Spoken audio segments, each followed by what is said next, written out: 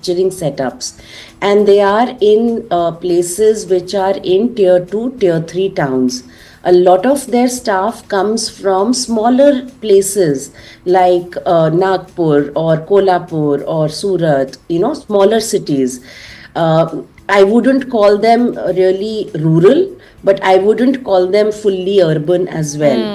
And Middle India, yeah. yeah, and they are like from ITIs or smaller institutes, but they are also very clear that I have said no to my parents that I am not ready to get married yet because I first want to establish myself in my career, establish my credibility, and that is when I would like to settle down if I want to settle down.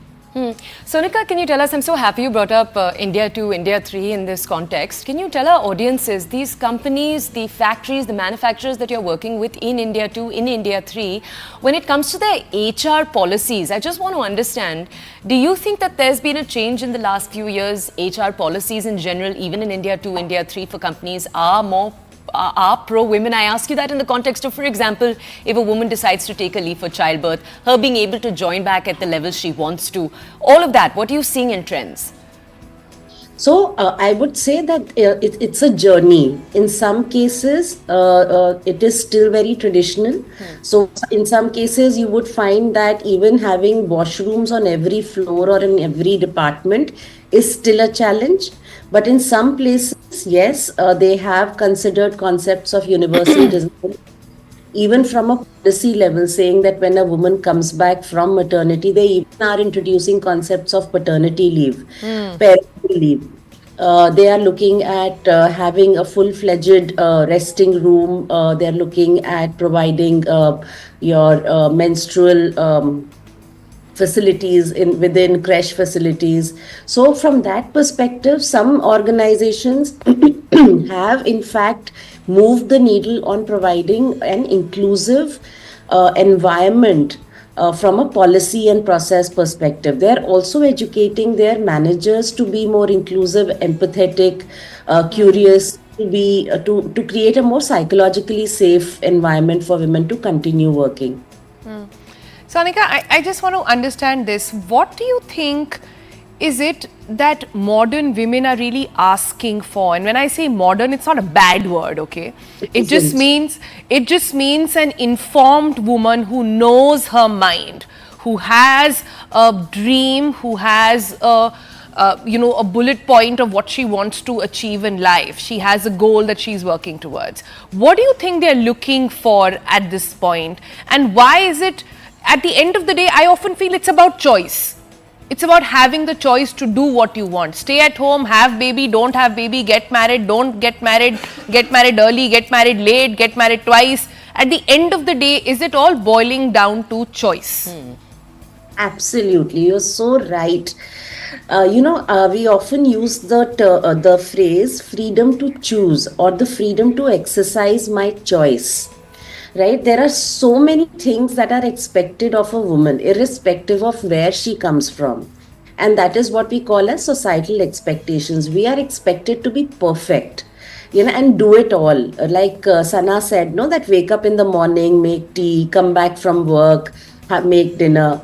And it is just not humanly possible to be excellent, perfect at work, be a good wife, be a good daughter, be a good mother, be a good everything. So I think as women, they have come to realize, or at least many of us are coming to realize what is negotiable and what is non-negotiable. And this non-negotiable, going after these with focus. Even when Sana was saying, something like not buying that Carista's shampoo. Yeah. That shampoo. It is about saying what is the kind of lifestyle I want to lead. And is my partner really ready to give me that or allow me to have that kind of Or of course, can I give it to myself? I think that's the exciting Yes. conversation today. Sonika, we're going to bring in one more voice here. Dr. Vaishali Sharma is with us. We want to bring you one more voice, and she's a gynecologist. She has her own IVF clinic, and she also is an infertility specialist. We're going to go over to her to understand a little bit more. Dr. Vaishali, we thought it was so important to get your voice here because, in a sense, gynecologists get to have the most intimate, the most vulnerable conversations with women every single day. So I just want to ask you to tell us, and I want to ask you to tell us in the form of anecdotes, not necessarily numbers. In the form of anecdotes, how have you seen the trend we're discussing enter the mind of the modern Indian woman, enter the discussion of the modern Indian woman? Do you see Indian women from tier 2, tier 3, tier 1 coming in with these questions in mind? How does it manifest? Tell us more. Yeah, that's a very important topic, and it's my privilege that I can bring it to your notice that as I have been practicing in South Delhi, but even then I get many girls who have come up here from the UP, Bihar, MP, Gujarat. They come to Delhi for various sorts of their careers and various education or anything. But when they come to me, they have different questions, they have different aspirations, and I'm really helpful to find myself good to help them that we have so many options nowadays. If they want to delay the pregnancy, we have the option of egg freezing. If they want to delay the childbirth, we have so many good options to take care of the pregnancy in advanced stage. Nowadays, science has grown and developed so much that we can give them so many options. They want to focus on their career. We have a very good option, egg freezing, that has become very, very, I would say, simplified nowadays. The protocols are not that risky. And even many of them who are working in the multinationals, they are providing them the insurance specifically for that only. Yeah. It's not just related to any medical illness that they are getting their allowances. They are also getting it for their egg freezing. That is a very important thing, I think, which has been done from the MNC point of view. And girls are now have the freedom to choose when do they want to get married, when do they want to get have a baby, and that too with their own eggs. Earlier, when there was this option was not there, earlier it was really difficult. After the age of 35, there is a steep decline in the quality and the quantity of eggs. So earlier, definitely there was some sort of pressure on everybody's mind that now I am reaching my 30s. Now it is 35. Now it is a high time that I need to conceive. There is no other option. Otherwise, the other option that we used to give in earlier days was of donor eggs. And that too, I know any educated girl usually don't like the idea. Instead, they will go for adoption. They will say, why do I take an donor egg and bear the child? Instead, I will go for adoption. True. So nowadays, because when the girls are educated and they know they have the option, they always, many of them, we are doing it on a regular basis. Egg freezing is being opted as a very good option nowadays. Girls are coming up, even from the tier 2, tier 3 cities, they are coming up. And good thing, what I noticed, their families are also supporting them. It's not that only they have to fight. Nowadays, I find many parents, it's not that they are inclined towards their son only and that Which is where the shift will begin to happen, when you get Absolutely. support and acceptance of your choices, and it's not looked down upon by people around you, by societies and family as well. Dr. Sharma, you know, this question that we come to between career clock and biological clock, we just spoke to somebody who was telling us about the career clock. You take care of the biological clock. Can you tell us a little bit about what and how the trend has shifted? I remember not very long ago, if you were 30 and childless, you would be said, oh, you're behind. Now the average has shifted. I see only people between 30 to 35 tend to become mothers, and that is also smooth. Absolutely. See, nowadays the dietary pattern has also improved. Lifestyle has improved. People have become more aware about their choices. So they are opting for yoga, meditation, exercises. So these things also help in improving the quality of eggs. And as far as egg freezing is concerned, it is acting as a backup now. So you can get it done in your 20s, maybe late 20s. And then when you want to conceive, you try naturally. You don't have to directly go and use your eggs, whatever you have frozen. You try naturally. Many of them, they conceive naturally also nowadays. I have seen many women who are coming to me in their early 40s also. They are also able to conceive naturally nowadays because of the good, Wow. I think, dietary support and the awareness about the supplements. They are taking care of their nutrients, omega 3 fatty acids or vitamin E or whatever. They are actually taking care of their health nowadays. Dr. Vaishali, So, it's so reassuring to hear this from you. Thank you for joining us. So that's the voice of a senior gynecologist. We earlier brought you the voice of a senior lawyer and after that a senior HR professional to tell us a little bit more about the changes we're seeing across the country as Indian women in India 3, 2 and 1 become more and more empowered and are starting to take their own choices. Right, so these trends that we see emerging out of US, well, let's not look at them in isolation. The India context is also important. And the Indian woman is beginning to exercise her choice, which is always a nice thing. On that note, let's slip into a quick break. On the other side, we take you to meet the cast and crew of Tanaav.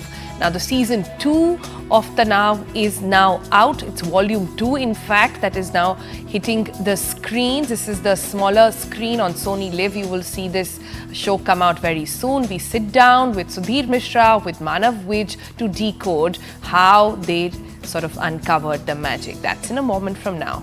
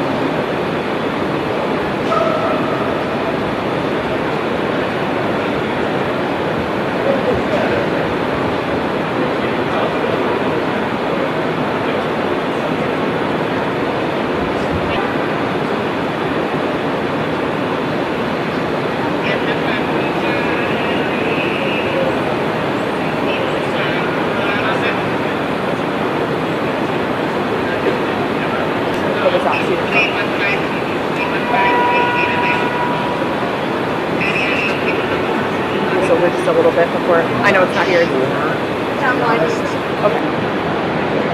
2 minutes. Okay.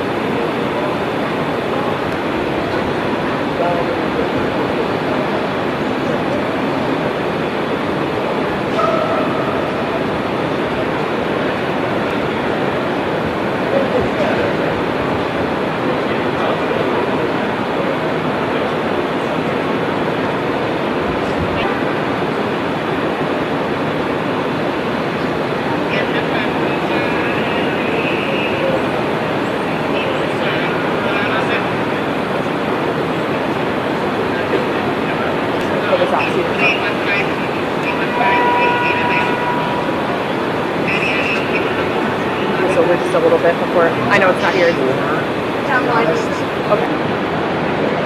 2 minutes. Okay.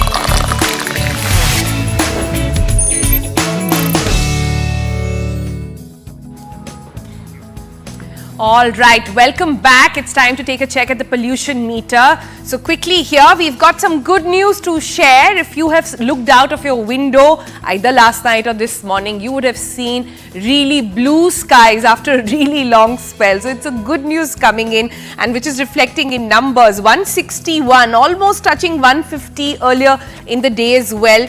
In fact, in early morning, that is how good the air quality has been. You can see the rapid wind movement. A lot of wind movement is happening southwest, which is why you see a lot, not just Delhi NCR, but a lot of North India actually turn from red to yellow. You see yellow patches all over, 91 also going in, sub 100 in places like Ghaziabad. But should we zoom out a little bit to give you an all India sort of a picture on how it's looking? So many of the patches you see, had you seen this any other day, you would have seen a sea of red over here. All of North India facing lots of red patches and bad AQI, but that's not the case anymore. We see majority of them in the third category, which is unhealthy for sensitive groups, which is orange. A lot of them even in, like we said, southwest winds blowing, so this entire patch has sort of cleared up, and of course we've got to thank the wind gods for it. If you zoom in a little bit back to the capital, you will see that one of the best areas that are actually coming in are in surrounding areas of Delhi NCR. Let me see how this is. Okay, let's see, 104, that's Noida. Where a lot of, also green, lot of green patches over here. So we're seeing about 104, but equally very close to Noida, and right in the outer region, you see 196. This is why, because this is where a lot of industrial activity is also taking place. So this is how the pollution meter is looking like this morning. So good day to sort of have a nice cup of coffee sitting by your window, no? Yeah, and it's so lovely to finally see Delhi's AQI become a little nicer. We're hoping obviously that this remains through December into January too, so that we can enjoy the outdoor winters that Delhi is known for. Go out for our picnics, go out for the family brunches that last through the afternoon.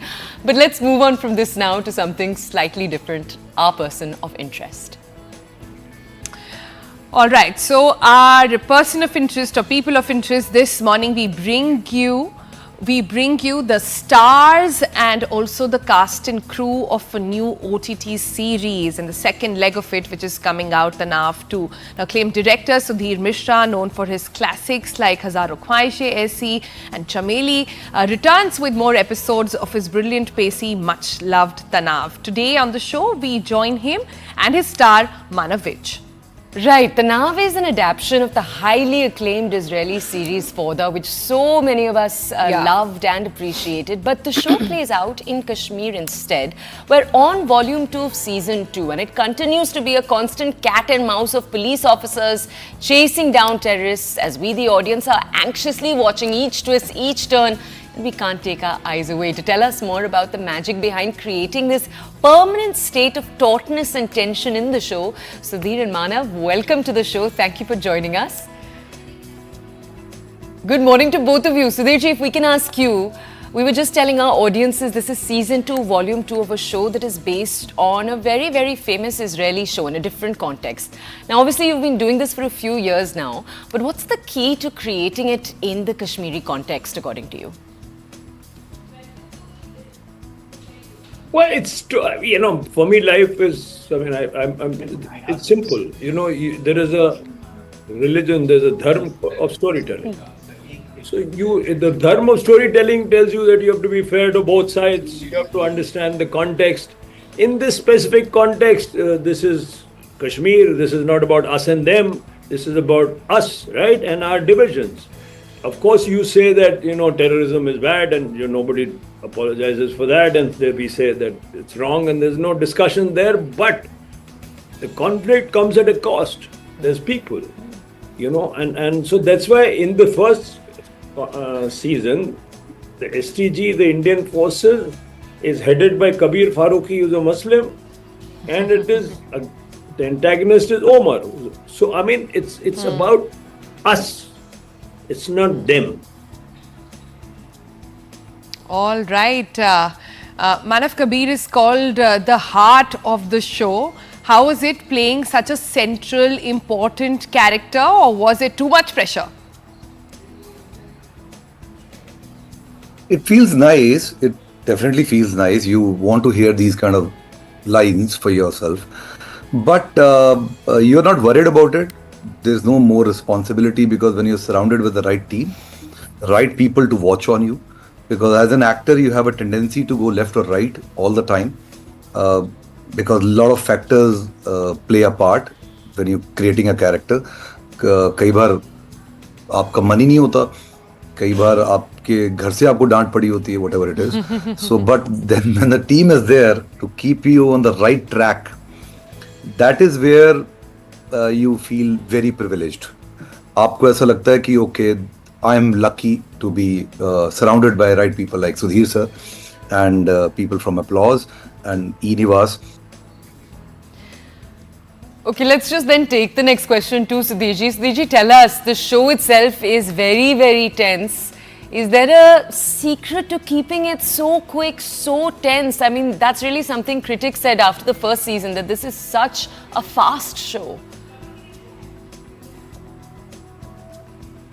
Frankly, I mean, and you just arrive at a moment you have worked on the script, and then you tend to forget it when you arrive there and look at the location, the actor, and something speaks to you.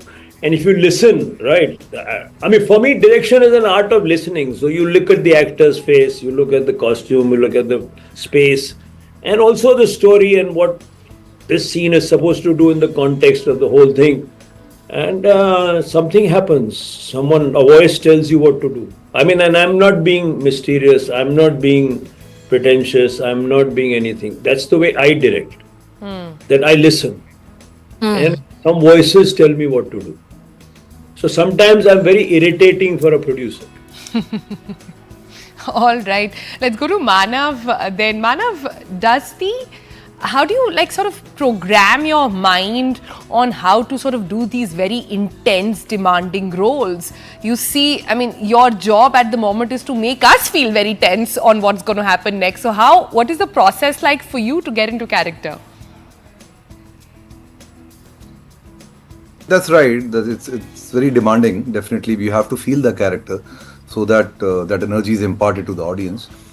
हाँ, थोड़ा सा hectic हो जाता था, but we are professional actors, so we figure it out how to do it. So sometimes we detach from it, but yes, it affects you because it's deep rooted. There's so much attachment in the show. See, as an actor, as a psychology, what I say, कि the Kabir has so much attachment on screen. That is not easy. He's attached to Farah. He's attached to kids. He's attached to India. He's attached to his team. So then that kind of emotion has to come on screen. While portraying, it becomes little demanding. But after that, our team is so chilled out, so they take me out all the time. Kai baar it turns into aggression. Sometimes it turns into tiredness. But that's the way it is. That's the way actor's journey is all about. There's nothing wrong in it, but that's how it is. That's how it is programmed. So, Sudhirji, you've said in other interviews that you're very proud of the action scenes. Can you tell us a little bit about what you mean when you say that? I'm very proud. I mean, Yeah. also, people, when you start becoming a senior director, the younger boys start sneering at you. अरे ये क्या बनाएंगे action? मैं अभी बोल रहा हूँ कि देखो बेटा. I'm sorry, kidding. But it's fun. What we have achieved in the action, you will see in some episodes about the collateral damage of the action. A gun fires, somebody dies, or somebody gets hurt. That's somebody's son, somebody's brother, somebody's wife, somebody's sister. Right? It's not just a junior artist dying. So I mean that I try and think of.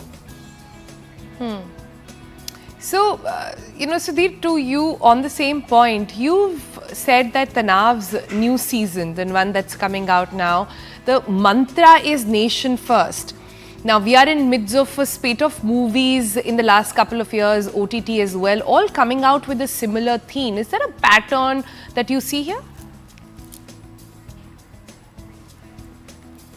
The nation comprises of people. And we tend to, in this show, go in a bit of depth to the plight and the pain and the damage and the ambition and the aspirations of the people on both sides. I think that's the difference between Tanaav and every other show on this kind of thing. And I'm not knocking any other show because I haven't seen most of them. Some others may also be. Okay, then. The nation is about its people. I thought that was very beautiful. Yeah. Okay, we'll just head into a quick break. On the other side, we're taking you back to the roads with another overdrive verdict, 2024 Mercedes AMG C63. Its review. We'll see you in just a few minutes.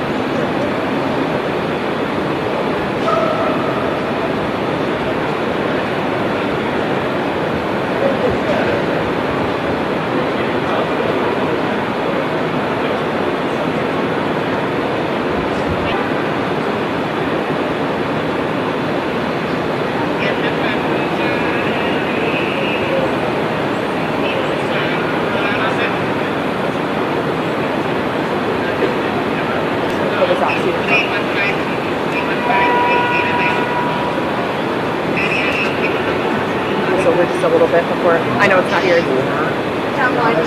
Okay. 2 minutes. Okay.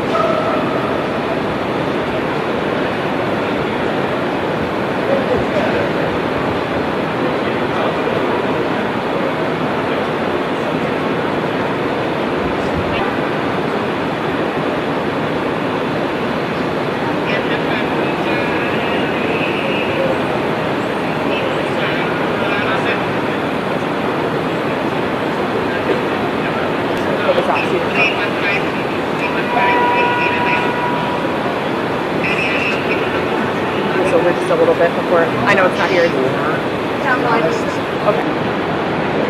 2 minutes. Okay.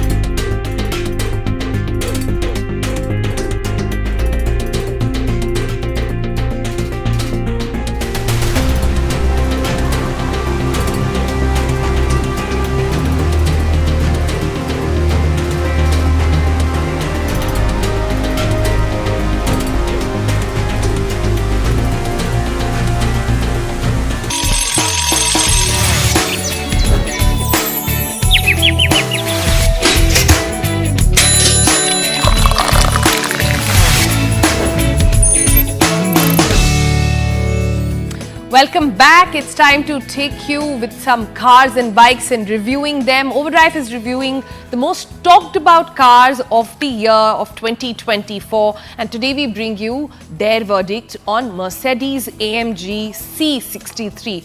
Now this car made headlines for ditching their very powerful V8 engine to become smaller and more hybrid engine. So what exactly was that about? So our team took the C63 for a spin. This is on the Buddh International Circuit to see exactly how it handles the rides, the twists and the turns of the circuit. Does it still feel like a true AMG? Is it worth the hefty price tag? That's always the big question. This one's is 1.95 crore rupees. Take a look. This is what Overdrive had to say.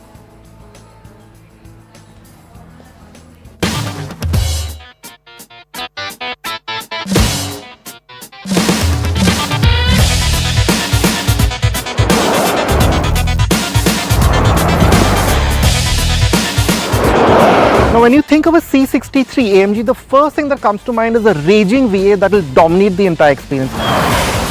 But as you might already know, this Mercedes AMG C63 SE Performance, that very long name aside, hides an incredibly complex hybrid powertrain underneath it. But before we get down to driving, a short tech lesson is needed. From a V8, the new C63 now packs a 4-cylinder plug-in hybrid powertrain. But this is slightly misleading since it now puts out a maximum system output of 680 PS and over 1000 Newton meters, although you only get this figure in certain drivetrain conditions. The 4-cylinder in question is the Manic M139 motor from the A45, placed longitudinally and reworked with a massive electric turbocharger, improved cooling and internals to make it the most powerful 4-pot in the world with 476 PS and 545 Newton meter, paired with the 9-speed MCT.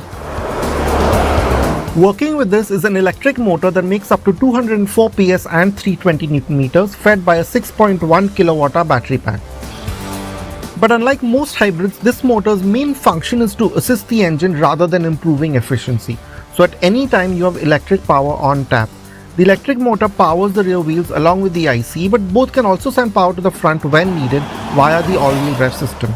There's a separate 2-speed gearbox for the E-motor. This is an especially complex system that monitors drive parameter to supply anywhere between 25 to 80% of its electric power at all times, with 100% power coming up in the launch and boost modes. Now that I've told you about all the numbers that make up the C63 AMG, I think it's time to just put it to the test and at a place where it should be very well at home. Now just to show you the amount of tech that's on board, there's this something called boost strategy which I'll explain to you.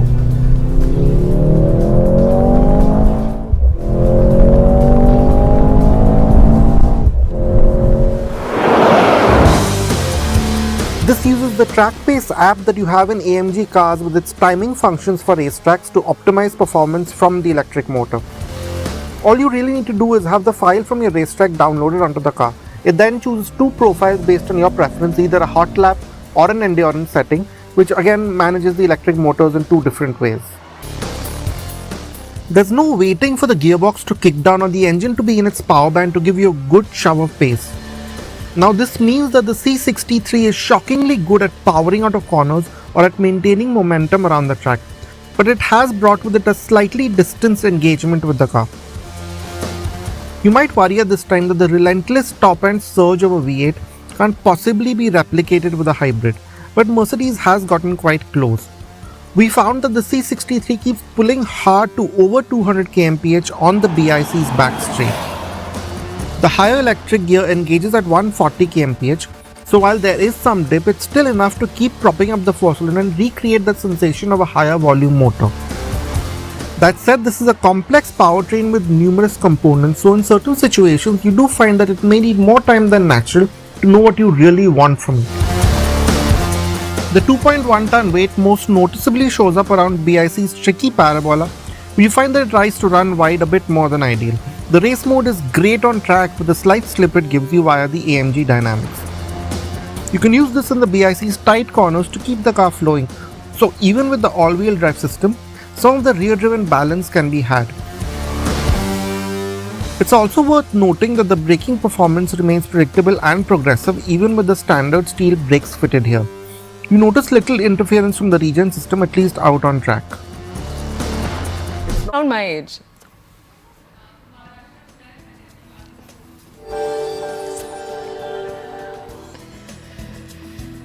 All right, next we take you to a special section on financial markets powered by Money Control Pro, Money Control's premium destination for investing and business insights. Let's take a look first at markets. So GIFT Nifty is indicating a flat or a negative start for Thursday's trading session. Asian markets opened strong, reacting to the Fed Chair Powell's bullish comments, and the US tech stocks are rallying. Crude oil prices have risen. This is ahead of the OPEC meet that's going to be taking place later today. It'll also take stock. The meeting itself will take stock of production and inventory levels. Now, gold and silver, as we speak, remains steady. Let's look at the sector in focus this morning, the hotel industry, which is benefiting from improving occupancies and average room rates. The outlook remains buoyant in the medium term, with demand expected to remain ahead of supply. The demand-supply equation is expected to be more favorable in the luxury segment, no surprises there, but most players are embarking on capacity expansion thanks to their strong balance sheets. Now, you can log into Money Control Pro to find out more about India's hospitality sector and various other actionable insights on the markets. It's a premier destination for all the investing views and financial insights you will ever need, brought to you by Money Control.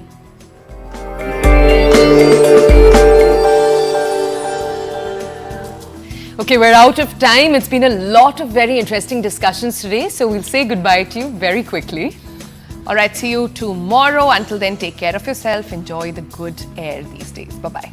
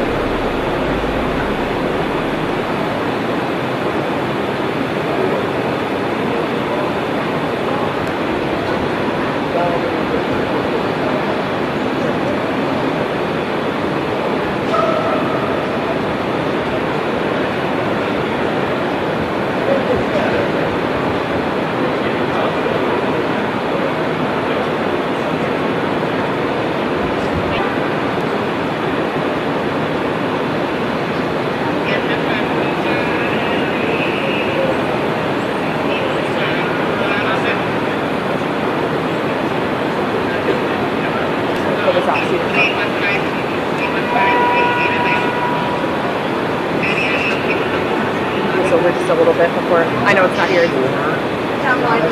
Okay. 2 minutes. Okay.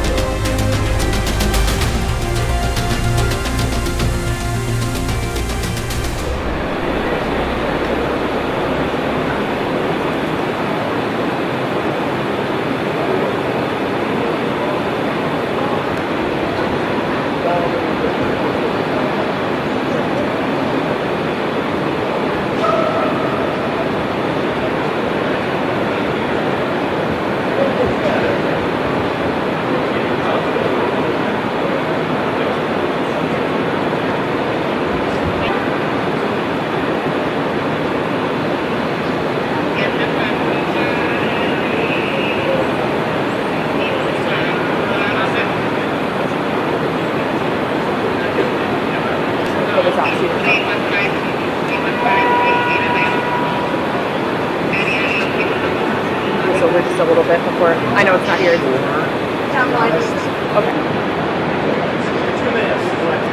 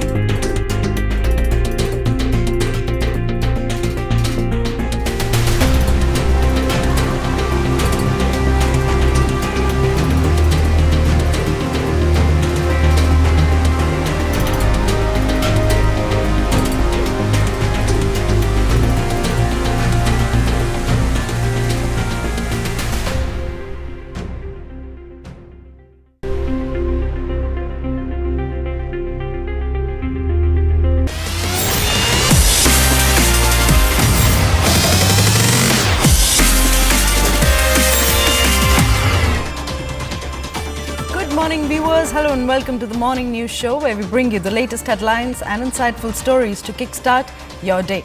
I'm Koina Sharma and you are watching CNN News 18. First up on top of this bulletin, our focus continues to remain Maharashtra, where Eknath Shinde is now still insistent on the home portfolio. And according to the sources informing CNN News 18, all other portfolios he had as CM, Fadnavis has now promised him a just deal, but no commitment on the Home Ministry. Now, 2 meetings with Fadnavis had with Shinde in the last 2 days, and that has softened Shinde to take the oath as of now. Now, the revenue portfolio was also with BJP last time. Now, it may be offered to Shiv Sena instead of Home.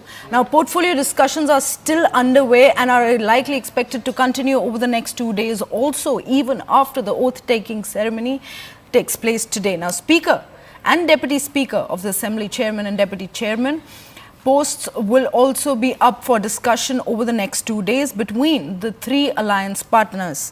These are the latest inputs that we're tracking from the ground, and joining us on the broadcast for a better perspective into the entire situation is Payal. A very good morning, Payal.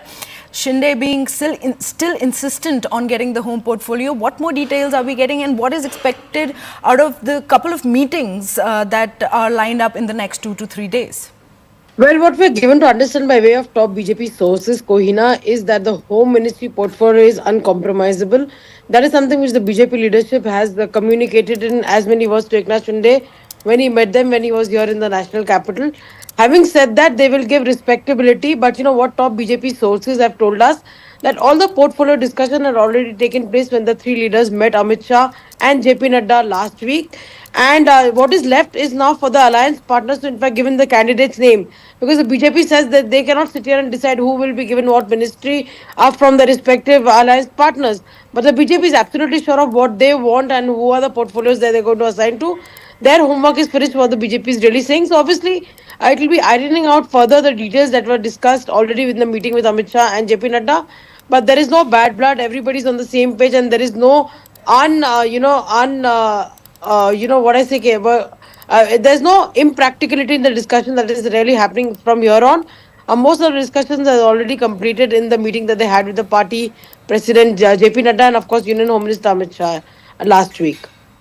Right, Payal. Thank you so much for bringing in all those details. Well, Aman also joins us on the broadcast. A very good morning, Aman.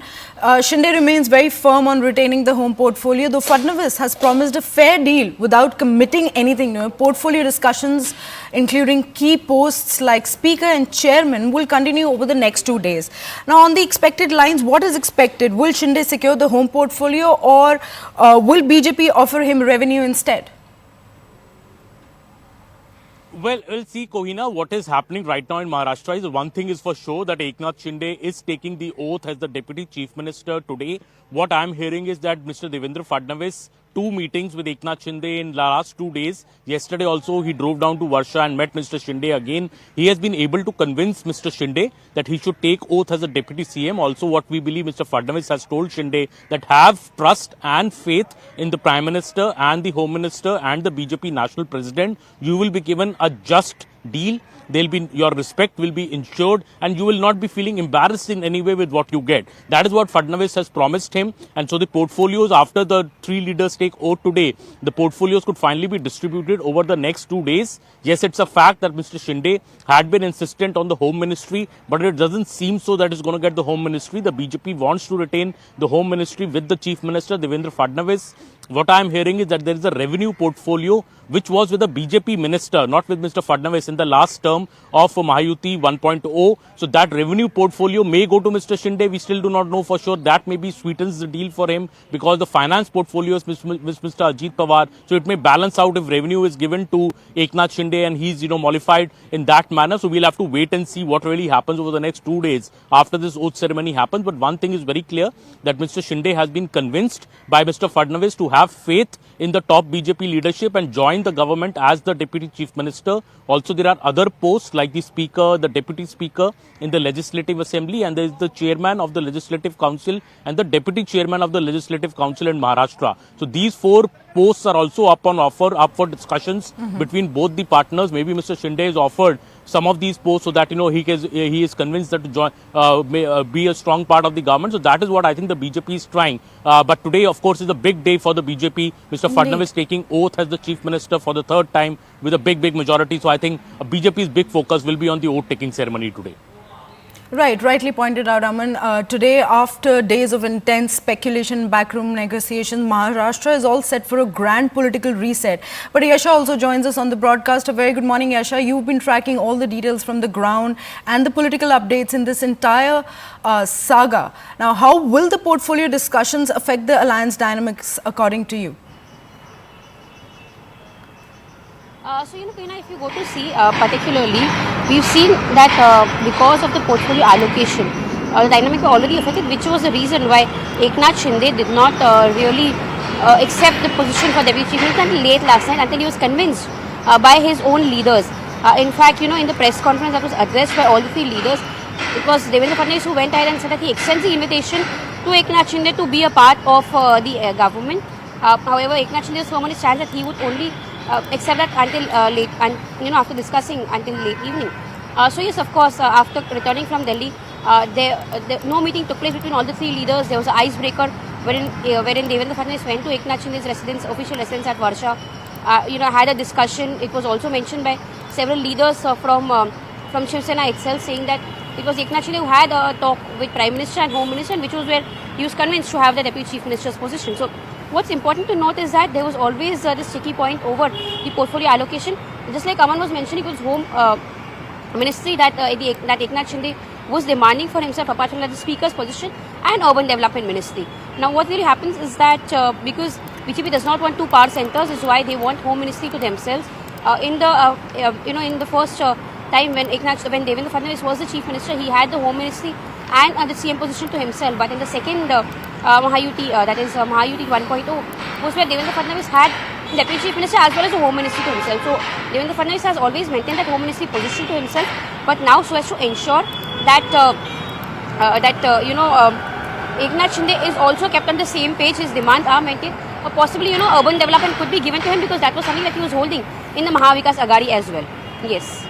Right, Yasha, I'll request you to stay with us on the broadcast. A historic political shift is underway in Maharashtra as Devendra Fadnavis takes the oath as the Chief Minister of the state today. Now, the grand swearing-in ceremony will also see Eknath Shinde and Ajit Pawar assume the roles of Deputy Chief Ministers, strengthening the newly formed Mahayuti alliance. Now, Prime Minister Narendra Modi and Home Minister Amit Shah are among the special invitees to the event. Eknathrao Shinde जी ने शिवसेना के अध्यक्ष के तौर पर और शिवसेना के legislature party के प्रमुख के तौर पर महाराष्ट्र के मुख्यमंत्री पद के लिए मेरे नाम की सिफारिश का पत्र दिया है। साथ साथ राष्ट्रवादी कांग्रेस पार्टी के अध्यक्ष और लेजिस्लेचर